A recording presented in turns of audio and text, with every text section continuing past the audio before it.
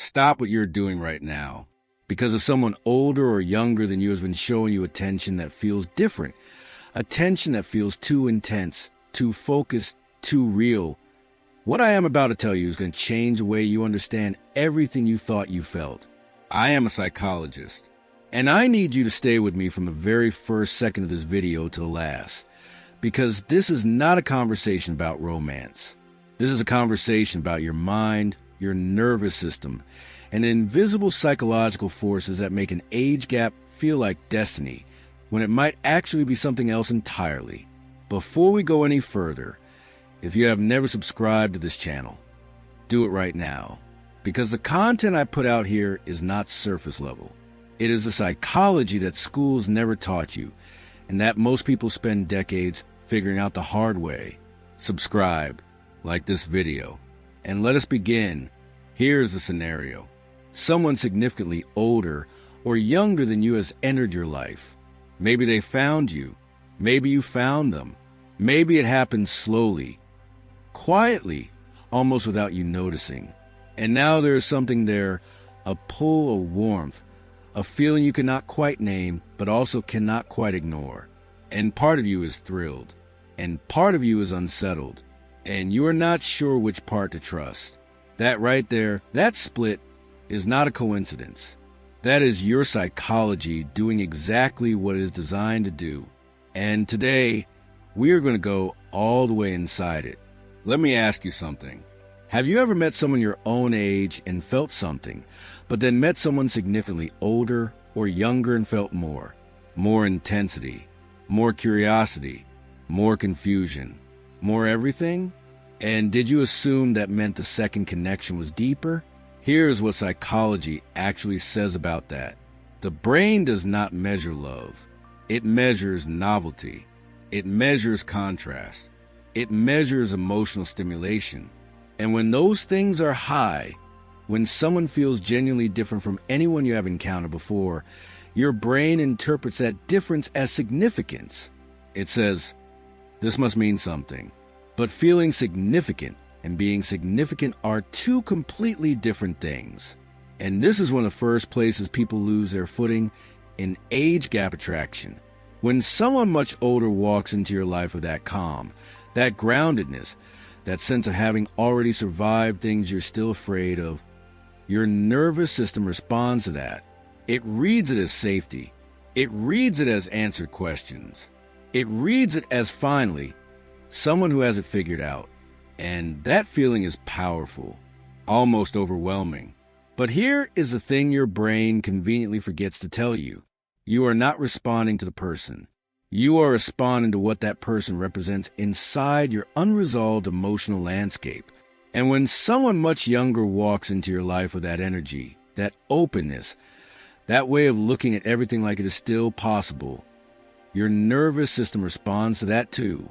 It reads it as revival, as being seen through fresh eyes, as being chosen again when life had started to make you feel invisible. And that feeling is equally powerful. But again, you are not responding to the person. You are responding to what they activate inside you. Psychologists call this projection. And projection is one of the most common reasons people fall deeply into connections that feel extraordinary, but are actually built on emotional need rather than emotional truth. Projection is not a flaw. It is not a weakness. It is something every human being does, and it is something most people never become aware of. When you project onto someone, you are essentially filling in the gaps between who they actually are and who your emotional needs require them to be. And the gaps in an age gap connection are massive, because here is what happens. When you are younger and someone older gives you focused attention, your brain starts constructing a story. It says, this person sees my potential. This person understands me beyond my years. This person chose me out of everyone they could have chosen. And that story feels like evidence of something rare, something cosmically significant. But what is actually happening is this. You are projecting your need for validation, for direction, for emotional certainty, onto a person who simply appeared at a moment when those needs were loudest inside you, and now those needs are wearing their face. and you are calling it love. On the other side, when you are older and someone younger gives you that look, that attention, that admiration, your brain starts constructing a different story. It says, I still have something to offer. I am not invisible. Something about me is still worth pursuing. And that story feels like a lifeline, like being emotionally returned to yourself. But again, you are projecting. You are placing your need for reaffirmation, for relevance, for emotional revival, onto a person who simply appeared at a moment when you needed to feel that way. Neither of these experiences means a connection is fake. Neither of them means the feelings are not real. But they do mean that the feelings are bigger than the person. And when your feelings are bigger than the person in front of you, when you're loving the story more than a human being, that is where emotional confusion begins.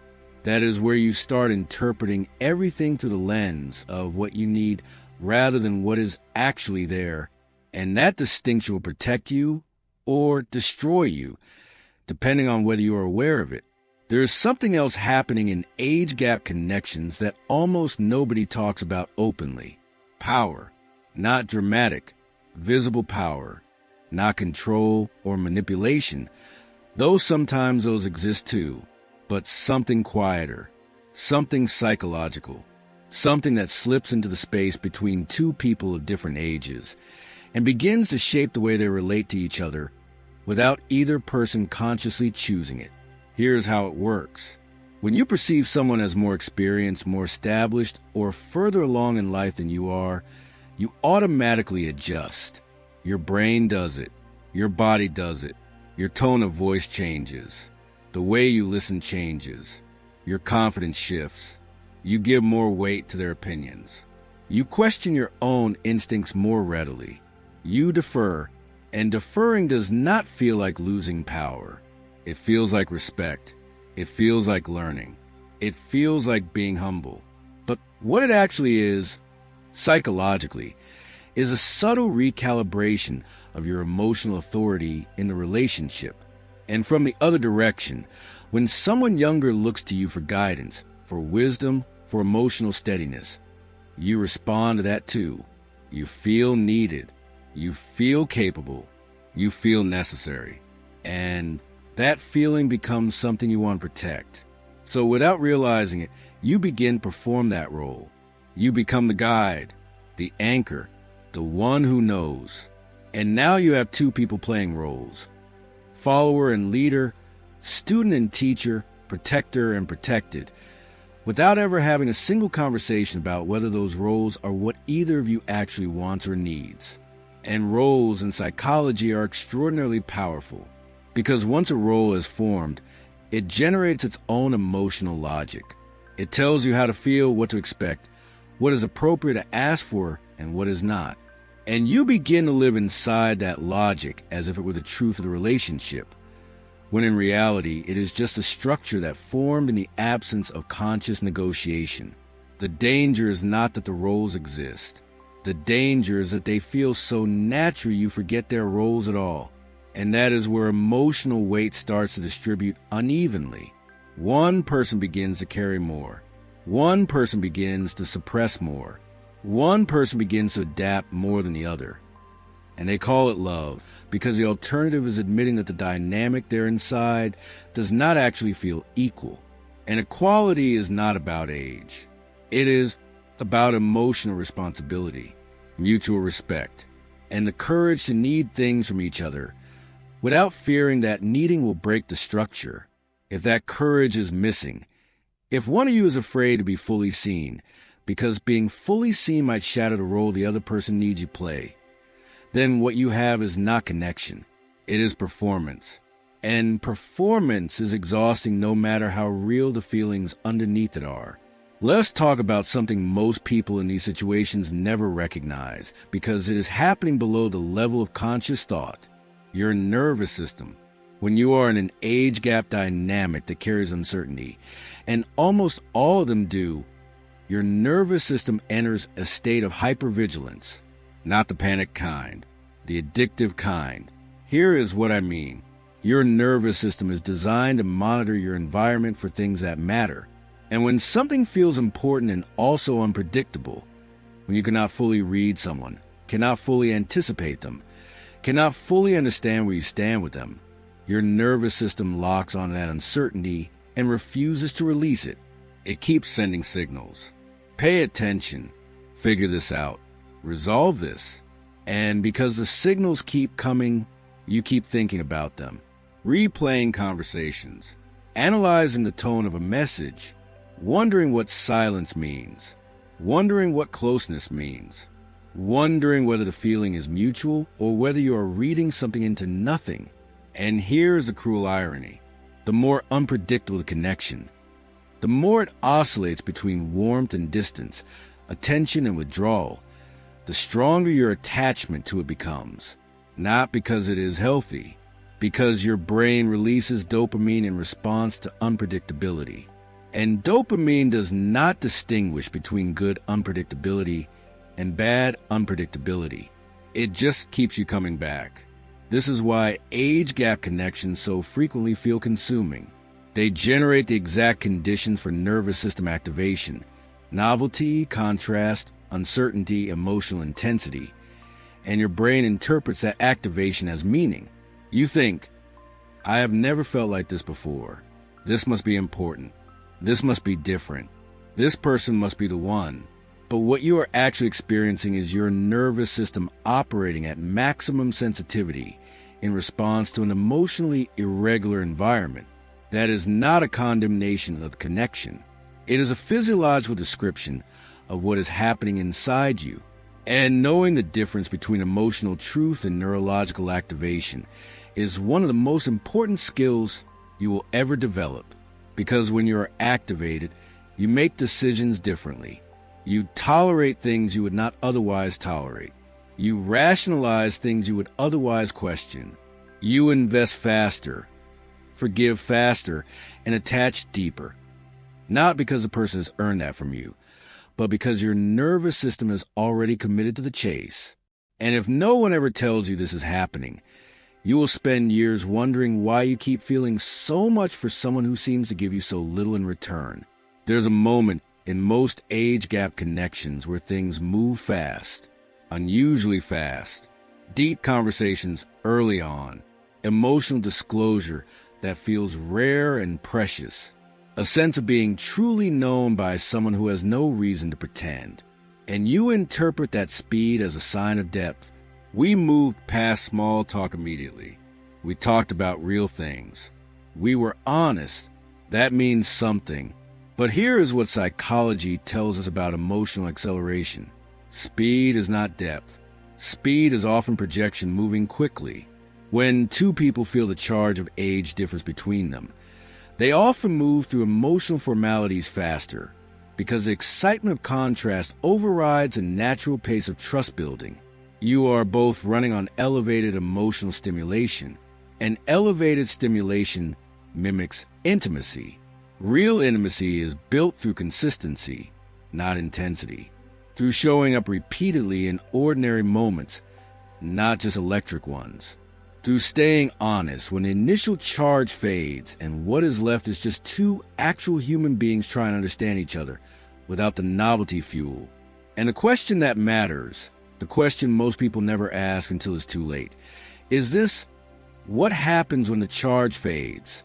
What is actually there? Because connection built on contrast will always face a reckoning when the contrast stops feeling new. And that reckoning usually arrives not in a dramatic confrontation, but in a slow, quiet accumulation of moments where you realize you are filling silences that used to fill themselves. You are creating energy that used to generate spontaneously. You are working to maintain something that once felt effortless. And that is when you start to wonder whether what you felt was connection, or whether it was the electricity of difference finally running out. Neither answer means the person is wrong. Neither answer means you are foolish for having felt what you felt. But it does mean you need to know which one it is. Because you deserve to build your emotional life on something that is actually there, not on a memory of what the charge felt like when everything was still unfamiliar. Here is the part of age gap attraction that is almost never discussed. And it is the part that creates the most quiet, persistent pain in these connections. Life timing, not emotional timing, not whether you like each other, not whether there is chemistry, but whether you are in compatible phases of life, and whether those phases are moving in the same direction at the same pace toward any kind of shared horizon. When someone is building an identity, building financial independence, building emotional vocabulary, building their understanding of who they are, and someone else is already built, already knows who they are, already understands what they want, already has the scars that come with having figured out, those two people are not just different in age. They are different in momentum. And momentum difference in relationships creates a very specific kind of invisible pressure. One person is still discovering what they want out of life. The other person already knows and is waiting to see whether the first person's discoveries will eventually align with what they need. And both people feel the pressure of that waiting, but they often feel it differently. One feels urgency to grow fast enough. The other feels uncertainty about whether to wait or move on. And that tension, even when unspoken, even when both people are genuinely caring and genuine in their feelings, can quietly erode the foundation from underneath. Because the question is not only do I love this person, the question is, can our lives actually coexist in 10 years? In 20? Are we building toward the same kind of life? Or are we at such different moments of our journey that no amount of feeling can close the distance between where we each need to go? These are not romantic questions. They are real questions. And asking them is not a lack of faith and love. It is emotional maturity. It is the kind of clarity that protects both people from investing years into a beautiful feeling that cannot survive the architecture of two real lives moving in incompatible directions.